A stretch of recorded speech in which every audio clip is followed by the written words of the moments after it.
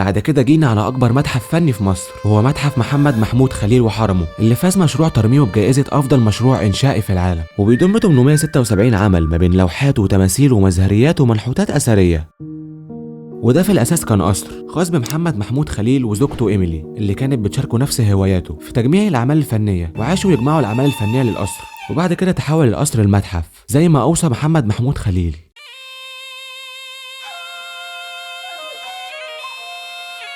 إحنا دلوقتي في مكتبة القاهرة الكبرى، مكتبة عجيبة جدا، وهي بتشغل قصر تاريخي يعد تحفة معمارية، كان مملوك للأميرة سميحة كامل ابنة السلطان حسين كامل.